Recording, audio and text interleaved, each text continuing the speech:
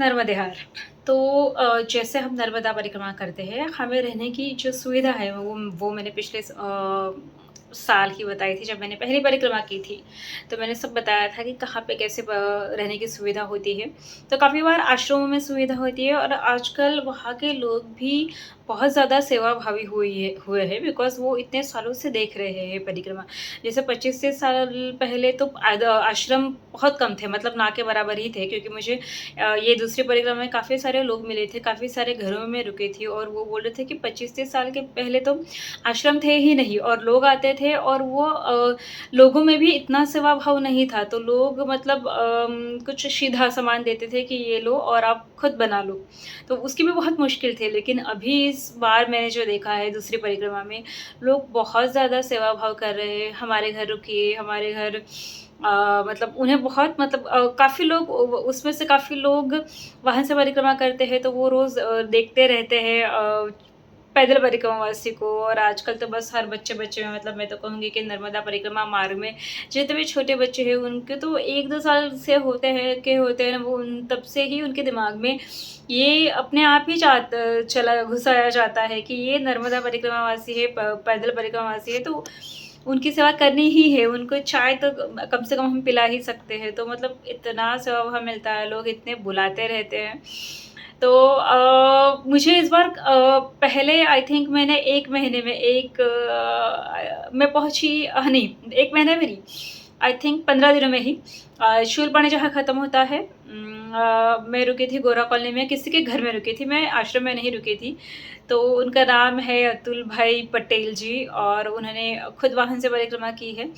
मैं उनके घर में थी और इतना प्यार मिला, इतना सम्मान मिला, इतना मतलब वो अतुल भाई पटेल जी तो अभी ऐसा लगता है कि वो हमारे भाई ही है। मतलब वो इतना केयर कर रहे थे, उन्होंने अच्छे से खाना-पीना तो दिया ही, अच्छे से रास्ता बताया कुछ, और वो फ़ोन नंबर लिया मुझे और वो मुझे रोज़ फ़ोन करते थे कि कहाँ पहुँचे हो आप?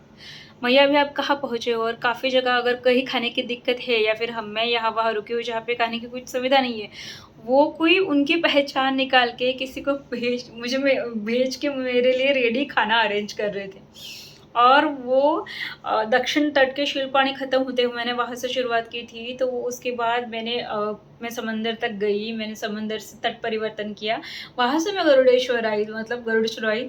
वो तो आमने-सामने जब हुए, वो खुद गाड़ी चला के मेरे लिए नाश्ता ले आए थे गरुड़ेश्वर के बाद।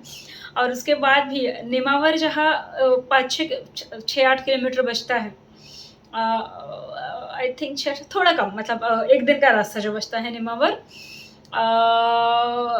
नामनपुर वहाँ, सॉरी बाईजगवाड़ा जो लकड़कोट की झाड़ी है, वो जहाँ पे हम ख़त्म करते हैं पामाखेड़ी के जंगल के बाद पामाखेड़ी, उसके बाद जो धर्मपुरी और उसके बाद जो बाईजगवाड़ा है, वहाँ पे जो उन्होंने वहाँ तक उन्होंने मुझे मतलब खाना पहुँचाया पहचान से।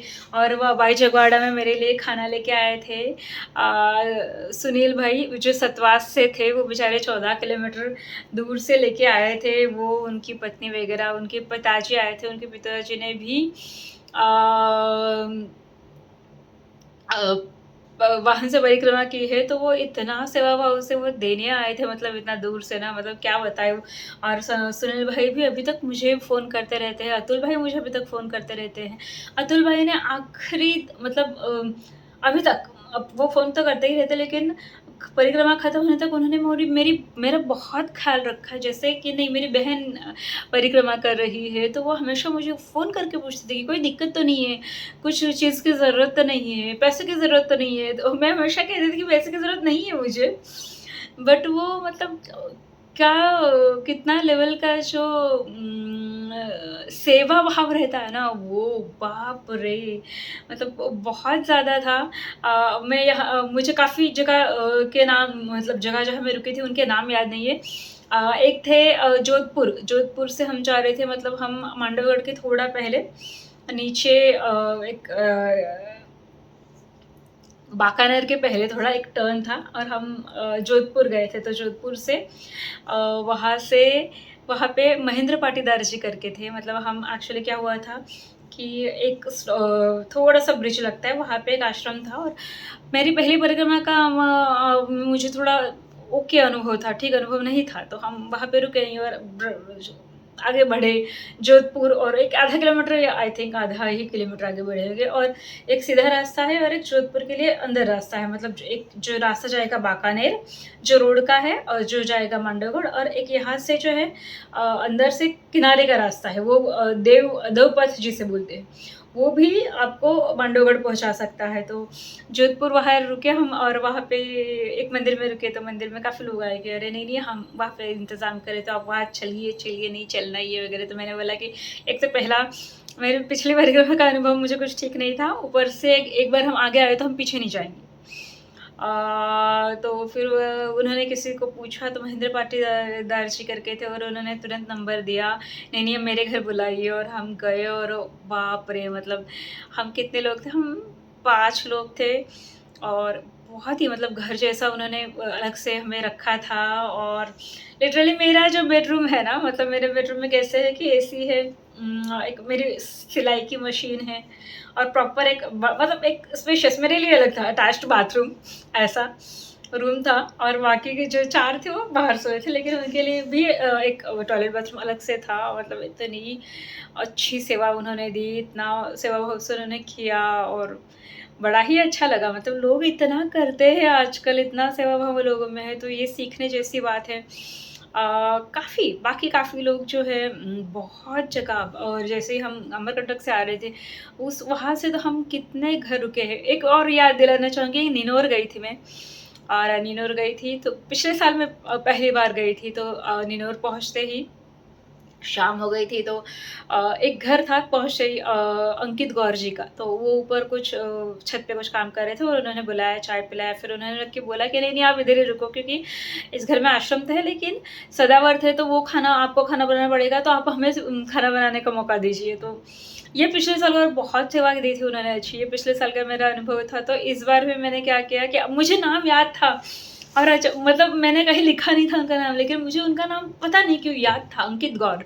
तो मैं इस बार गई, तो वो लोग उस दिन महाशिवरात्रि था और वो लोग कुछ उनके मंदिर में कुछ समारोह चल रहा था, प्रोग्राम चल रहा था, तो मैंने किसी से मैसेज पहुँचाया कि मैं मुंबई से हूँ, पिछली बार आई थी और मैं यहाँ रुकी हूँ उनके लिए और घर में कोई नहीं है। वो बेचारी आई मैया और वो भी इतने खुश हुए ना कि हम वो नहीं थे ना, तो उनके सामने कहीं पे रुके थे, उन्होंने हमको चाय पिलाई थी और उन्होंने बोला था कि आप हमारे घर रुके ना, पिछली बार उनके घर रुके थे। तो मैंने बोला कि अब बुलाया तो है और मैंने सामान रखा है वहाँ पे, हम ऐसा करते हैं कि हम भोजन आपके यहाँ करेंगे और सोएंगे वहाँ पे। लेकिन अंकित गौर जी की मम्मी थी मैया, वो बोलती कैसे ऐसे कैसे होगा, हमारे मेहमान जो है वहाँ पे क्यों खाना खाएंगे, वो जाके बोल के आए कि आपके घर कैसे खाना खाएंगे, हमारे घर के खाएंगे, आप मत बनाइए करके। इतना प्यार, इतना सेवा भाव ना सब लोगों ने पहचाना शायद, लेकिन शायद उनके पापा ने नहीं पहचाना कि मैं पिछली बार आई थी, लेकिन उनकी मैया, उनकी पत्नी जो है, बच्चे हैं, मतलब उन्होंने पहचाना कि हाँ, ये मैया पिछले साल भी आई थी करके। उसके बाद एक नया खड़ा है गाँव जहाँ पे मुझे मोरपंख मिले थे। पिछले साल उन्होंने मुझे मोरपंख दिए थे, तो मैं गई, मैं जस्ट मिलने के लिए गई थी कि मैं पिछले साल आपके यहाँ पे आई थी और आपने मुझे मोरपंख दिए थे। उन्होंने तुरंत मोरपंख वापस निकाल के दिए और उन्होंने बोला कि आप अगले साल भी हो तो अगले साल भी आपको मोरपंख देंगे। तो बहुत ही मतलब बेहतरीन सेवा भाव हर जगह, नर्मदा परिक्रमा मार्ग तो है ही ऐसा कि अ, कोई भूखा नहीं रहता, कोई प्यासा नहीं रहता, मतलब जिसके कर मतलब जिसमें लिखा है, जिसको लिखा है भूखा रहना वो तो रहेंगे। काफ़ी लोग हमको 1-2 लोग मिले थे जिनको भूखा रहना पड़ा और क्या बोल सकते हो उसको। मैया की कृपा होनी चाहिए तो सब कुछ होता है। फिर हम डोलरिया इसमें एक डोलेरिया गाँव था, यहाँ वहाँ पे हम रुके थे।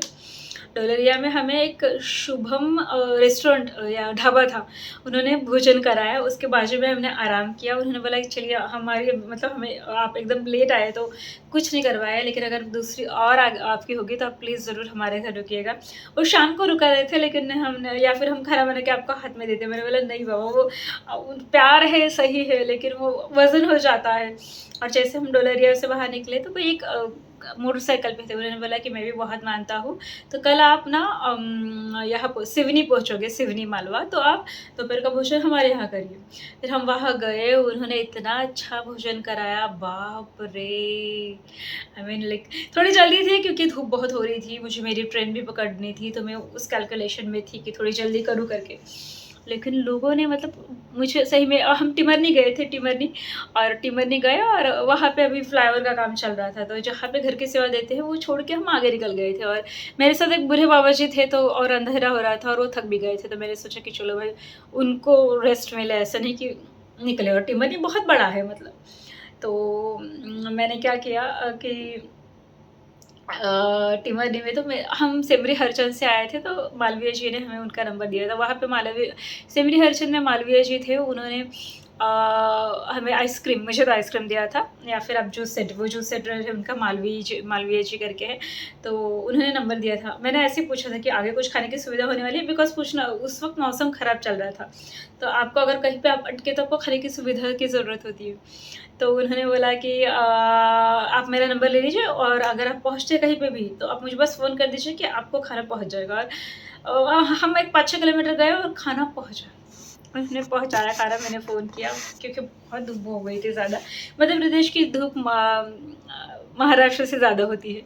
सो हम गए और उन्होंने खाना पहुँचाया, तो फिर पहुँचाए, तो जब हम टिमरनी पहुँचे ना, तो उन्होंने मुझे बोला था तो आप हरदा तक जाओगे ना तो मुझे फ़ोन करना, आपका अरेंजमेंट हो जाएगा। तो जैसे टिमरनी गए, अभी अंधेरा पड़ रहा था, तो मैंने उनको फ़ोन करके बताया कि ऐसी-ऐसी बात है, तो उन्होंने बोला कोई बात नहीं। फिर उन्होंने किसी से बात किया और उन्होंने बोला नंबर दिया, और उन्होंने बोला कि इनको कॉल कीजिए, कर देंगे अरेंज। तो वो थे महाराष्ट्रियन थे, मुजुमदार जी करके, आनंद मुजुमदार जी करके। तो उनका फ़ोन आया कि आप ऐसा करिए, टिमरनी के शिशु मंदिर में आ जाइए, आपकी व्यवस्था हो जाएगी। और वो वहाँ के व्यवस्थापक थे और उन्होंने हमें गेस्ट हाउस में रुकाया था, बहुत अच्छी सेवा थी। वो बेचारे भोजन लेके आए और बत क्या ही बताएँ। एक और था कि सेमी हरचंद के बाद हम शाम को उस वक़्त बहुत मौसम ख़राब हो रहा था। हम जैसे ही 5-6 किलोमीटर आ गए, सेमरी हरचंद में ओले गिरे थे, बर्फ़ गिरी थी, और बहुत हवाएँ चल रही थी, तो हम फँस रहे थे। और हम पहुँचने वाले थे बाबई, तो बाबई के 3 किलोमीटर के बीच में कुछ भी नहीं था, और बीच-बीच में हमें रुकना पड़ रहा था, अंधेरा होने को आया था। तो अब मैंने सोचा कि पिछले साल दोपहर को, पहली परिक्रमा में दोपहर को हम वहाँ रुके थे। और क्या हुआ था कि एक शादी की बस थी, वो वहाँ रुकी थी, उन्होंने हमें खाना दिया। तो उधर सामने ही एक गन्ने के जूस वाला था, तो एक मैया थी, उन्होंने उसको पैसे दिए कि ये मैया को जूस पिलाइए। तो वो उस वक़्त नसीब से पता नहीं क्या हुआ, उसकी मशीन ख़राब हो गई थी, उसने पैसे वापस दिए थे। मैं गई और मैंने बोला देखिए पिछले साल तो आपकी मशीन ख़राब हो गई थी, अभी भी अंधेरा हो रहा है, तो आप हम जो गन्ने का जूस पिलाओ। और क्या पता नहीं नसीब ऐसा था कि उन्होंने वो मौसम ख़राब था इसलिए दुकान बंद कर दिया था, मशीन खोल दी थी। तो उन्होंने बोला अभी खोल दी है मैंने मशीन, पता नहीं क्यों, लेकिन इस बार भी आपको नहीं मिल सकता है। तो मैंने बोला कि अभी 3 किलोमीटर जाना मुश्किल है क्योंकि बारिश की वजह से अंधेरा हो रहा था, तो अभी क्या करें? तो उसको लग के ना एक आई थिंक वृंदावन नाम है वेयर हाउस का, तो वहाँ पे हमको रुकाया उन्होंने ऑफ़िस में, और लिटरली इतना अच्छा ऑफ़िस था और हमारी बहुत अच्छी सेवा की गई। उस वक़्त हमको 4-5 तरह से खाना लोग देने वाले थे। जो चौकीदार जी जिन्होंने रुकाया, उन्होंने बोला कि मैं मेरे घर से लाता हूँ। वो जूस वाले थे, उन्होंने बोला मेरे घर से लाता हूँ। और 2 लोग बोले मेरे घर से लाते हो। फिर सेमी हर्षद वाले जो थे वानिया जी, वो बोले मेरे घर से लाता हूँ। मैंने बोला नहीं आपके यहाँ तो ओले पड़े हुए। बोलते नहीं, नहीं वो तो 5 मिनट पड़े निकल गए, मैं लेके आता हूँ। मैंने बोला नहीं प्लीज़ ऐसा मत करिए, अगर उनकी इच्छा है चौकीदार जी की तो उनको खाना लाने दीजिए। और बहुत बढ़िया उन्होंने इंतज़ाम करके रखा था। फिर एक और वेयर हाउस था, वो सोन आई थिंक वो काकरिया काकरिया से पहले था शायद। नहीं, काकरिया से पहले नहीं, काकरिया से पहले हम एक गाँव में रुके थे, वो ये था मसन गाँव था, और वो था वहाँ वहाँ हम गायत्री मंदिर आई थिंक कृष्ण जी या गायत्री मंदिर में रुके थे। वहाँ पे भी हमें बहुत अच्छी सेवा मिली। काकरिया के विश्नोई जी थे, भजनलाल विश्नोई जी, वो चलते-चलते ही मुझे रोड पे मिल गए थे और उन्होंने बोला था कि मैं आपका इंतज़ाम करवा देता हूँ, और वो उनके घर से भोजन लेके आए थे। और उसके 1 दिन पहले आई थिंक गाँव का नाम स से था कुछ, और वहाँ पे भी एक वेयर हाउस पे हमारी बहुत अच्छी सेवा की थी उन्होंने। आई थिंक हरदा के नहीं, हरदा के बाद हम भरलाई में रुके थे। भरलाई में वो सोयाबीन प्लांट है, वहाँ पे महाराष्ट्र के परिक्रमावासी उनकी सेवा है, तो वहाँ पे भी सेवा बहुत अच्छी मिली थी। उसके बाद मतलब ये इस रास्ते में तो मतलब अमरकंटक के बाद तो हम घर पे ही रुके। मैं मोस्ट ऑफ घर पे रुकती थी। तो बिकॉज़ मैं थोड़ा घर पे ज़्यादा कंफर्टेबल रहा करती थी, क्योंकि अमरकंटक के बाद तो लोग अमरकंटक क्या मतलब, मैं बोल रही हूँ सिर्फ़ 10% लोग पूरी पैदल परिक्रमा करते हैं। तो उसमें आखिर-आखिर में बहुत कम लोग चलते हैं, तो मैया तो बहुत कम होती है, 1-2, 1-2, 1-2, 1-2 ऐसे मैया चलती है, तो मैं कंफर्टेबल नहीं रहती थी कि किसी आश्रम में रुकूँ।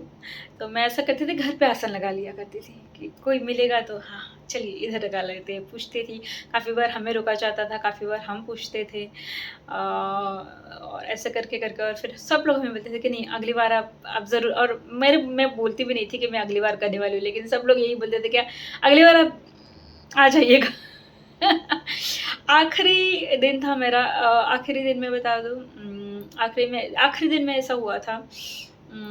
हम मैं रुकी थी खंगवारा में, और मलगाया, त्रिलोकचन जी मलगाया ऐसा कुछ उनका नाम था, मुझे इतना याद नहीं है नाम एग्ज़ैक्टली क्या था, लेकिन उनके घर रुकी थी, और वो भी मैया, वो बाबा जी सब ने इतनी अच्छी सेवा दी। मेरे कपड़े तक धोए, बाप रे! नहीं, नहीं आपके कपड़े धो देंगे, कोई दिक्कत नहीं है करके। और दूसरे दिन मैं ओंकारेश्वर पहुँची, मतलब इतना अच्छा लगा ना, मैं सबकी बहुत धन्यवाद, मतलब धन्यवाद सबको देना चाहूँगी। और मैं ये पोस्ट जो मैंने डाली एज़ अप्रिसिएशन डाली है कि कितना सेवा भाव है लोगों में, कितना कुछ लोग करते हैं, और परिक्रमा में ये सीखने जैसा है कि काफ़ी बार क्या होता है कि हम किसी को चाय भी नहीं पूछते, और वहाँ पे लोग चाय, खाना-पीना, रहना सब इतना मन से अरेंज करते हैं ना, तो ये बात सही में सीखने जैसी है।